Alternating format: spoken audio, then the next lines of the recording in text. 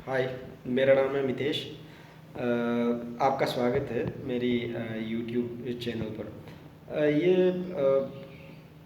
आज का जो टॉपिक है जिसके बारे में मैं बात करना चाहता हूँ। पहले तो कमेंट के बारे में बात करें। किसी ने कहा था कि क्यों आप कितने इतने टाइम से आप कहाँ पे थे।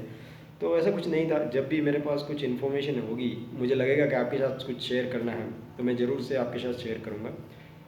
दूसरी बात ये कि अभी मेरे पास बहुत टाइम है, क्योंकि मैं अभी क्वारंटाइन हूँ। मुझे थोड़ा इन्फेक्शन है, लेकिन अभी सब कुछ ठीक है, तबीयत थोड़ी।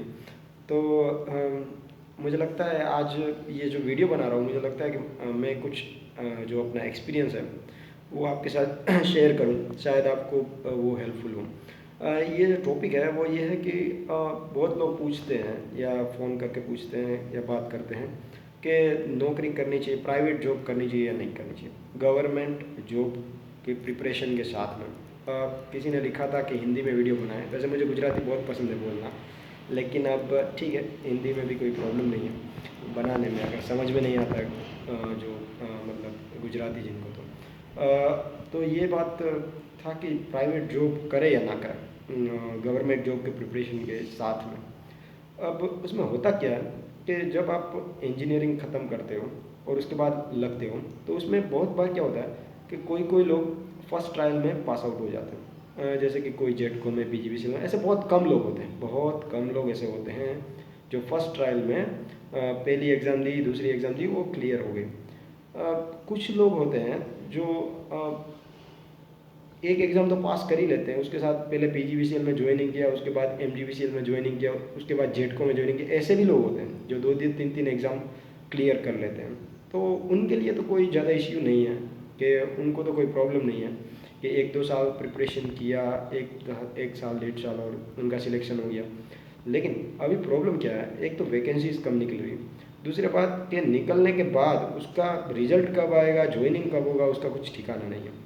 और तो ये प्रॉब्लम है। और दूसरी बात कि आप ऐसे बहुत कम लोग होते हैं कि जो फर्स्ट ट्रायल में एग्ज़ाम क्रैक कर पाए। बहुत लोग बहुत सारे एग्ज़ाम देते हैं, तब जाके एक हो पाता है, एक एग्ज़ाम हो पाती है। तो ऐसी इसीलिए जो ज़्यादातर लोग हैं वो फर्स्ट ट्रायल में पास आउट नहीं नहीं कर पाते।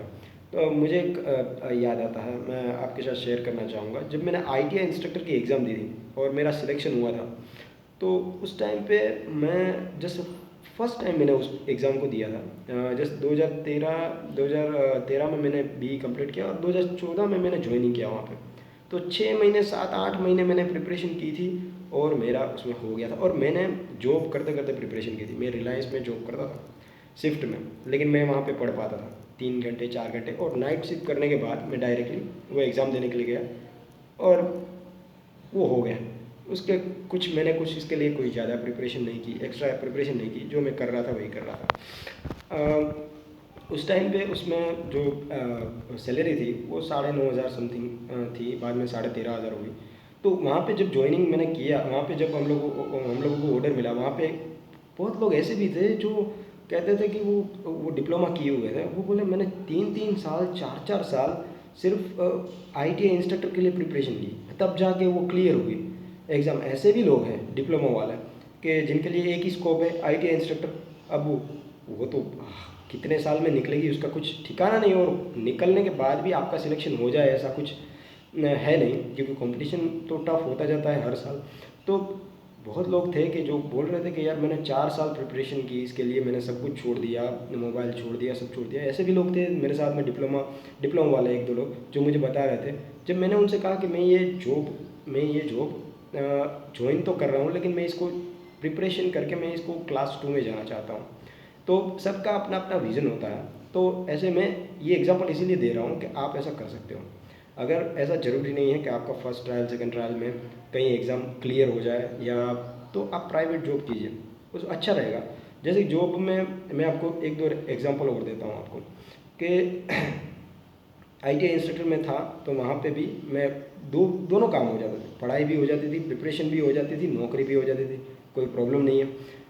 और आपको जैसे कि आप सब स्टेशन में ऑपरेटर की पोस्ट आती है, उसमें बोल दो 5,000 6,000 रुपये सैलरी होता है, कोई बात नहीं, खर्चा निकल जाता है अपना, घर से पैसे नहीं मांगने पड़ता और बर्डन नहीं रहता।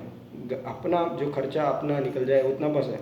आप जब गवर्नमेंट जॉब करोगे तो बाद में आपको कोई चिंता नहीं है फाइनेंशियल फाइनेंशियल जो क्राइसिस है वो 1 2 साल 3 साल 4 साल जितने साल आप प्रिपरेशन करते हो उतने साल है, उसके बाद कुछ नहीं है। तब तक आप अपना खर्चा निकाल लो कि जिसमें फॉर्म भरने के लिए पैसे या आने जाने के लिए पैसे, आपको मटेरियल के लिए पैसे घर से ना मांगने पड़े। जैसे कि ऑपरेटर की जॉब है, तो मेरा एक दोस्त है जो ऑपरेटर में था और आज उसी सब स्टेशन में वो इंचार्ज है, जेटको में उसका सिलेक्शन हुआ। तो ऐसे बहुत लोग हैं, ऐसे बहुत लोग हैं जो सब स्टेशन में वहाँ पे ऑपरेटर थे, उसके बाद में वो जेटको में या पीजीवीसीएल में ज्वाइनिंग किया उन्होंने। आप आईटीआई में जा सकते हैं, इंस्ट्रक्टर की जॉब है वो भी अच्छी है, 11 महीने का उसमें रहता है करार वाला, अभी टेम्पररी भर्तियाँ होती है कभी कभार, उसमें जा लेब असिस्टेंट में जा सकते हैं, कहीं पे प्राइवेट में लेक्चरर में जा सकते हैं, जहाँ पे आपका खर्चा निकले। पहली बात ये। दूसरी बात ये कि जब आपको ऐसा लगे कि जो प्राइवेट जॉब है वो काफ़ी बर्डन हो गई है, मतलब कि आपको टाइम नहीं मिल पा रहा है कि प्रिपरेशन करने का। बहुत बार ऐसा होता है, मैं आईटीआई इंस्ट्रक्टर में था तब, मैं आपको उसका एग्जांपल देता हूँ क्या हुआ था। मैं जीपीएससी का मैंने क्लियर किया था एग्ज़ाम। अब मुझे इंटरव्यू के लिए प्रिपरेशन करनी थी और इंटरव्यू में मुझे समझ में नहीं आ रहा था करना क्या है। उसमें इंडियन इलेक्ट्रिसिटी रूल्स इतने सारे थे कि मेरा दिमाग ख़राब हो गया था कि इसको करें कैसे, क्योंकि इतना याद रखना पॉसिबल नहीं है, इतना याद इतने शॉर्ट टाइम में कैसे याद रख ले इतने रूल्स। मैंने कहा करें क्या, और जीपीएससी का था तो फिर अब अगर एक बार सिलेक्शन हो गया तो बढ़िया ही था। तो मैंने कहा चलो रिस्क लेते हैं, और मैं जब गया प्रिंसिपल के पास, उनको बोला मुझे LWP चाहिए। प्रिंसिपल भी थोड़े हैरान हो गए कि LWP अभी ज्वाइनिंग किया, LWP ले रहे हो तुम, परमानेंट नहीं हो गए। मैंने कहा ठीक है कोई बात नहीं, मुझे परमानेंट होना नहीं है, मुझे आप LWP दे दीजिए, वो बाद में देखा जाएगा, परमानेंट होंगे नहीं होंगे वो देखा जाएगा। तो इस तरह से मैंने रिस्क लिया है अपनी लाइफ में।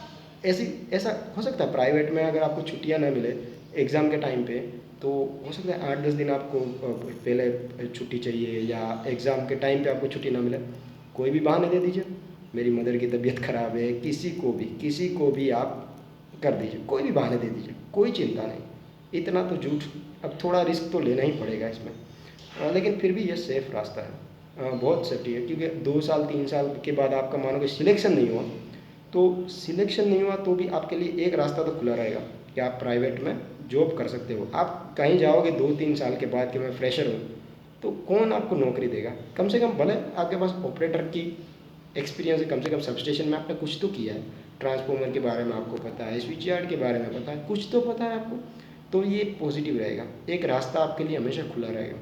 तो हमेशा ऐसी टेम्पररी जॉब मुझे लगता है कि ढूंढनी चाहिए, और ऐसा करना चाहिए। जो लोग 1 2 साल में क्रैक कर पाते हैं, या जो जिनमें इतनी कैपेबिलिटी है वो तो ना करे तो भी ठीक है, कोई प्रॉब्लम नहीं है। लेकिन बहुत सारे ज़्यादातर लोग ऐसे होते हैं जिनको 3 4 साल लग जाते हैं, 2 साल 3 साल लगते हैं इसको क्रैक करना है। तो बस यही इन्फॉर्मेशन, ये जो एक्सपीरियंस था मेरा, वही आपके साथ शेयर करना था कि अगर आपको प्रिपरेशन कर रहे हैं और फाइनेंशियल बर्डन आ रहा है, तो आप ऐसी टेम्पररी जॉब ढूंढ सकते हैं जिसमें आपका खर्चा भी निकल जाएगा, प्राइवेट के लिए ऑप्शन भी बचेगा, और आपकी गवर्नमेंट जॉब की प्रिपरेशन भी होगी।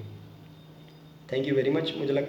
मैं आशा रखता हूँ कि आपको ये इन्फॉर्मेशन कुछ हेल्पफुल हुई होगी। Thank you very much.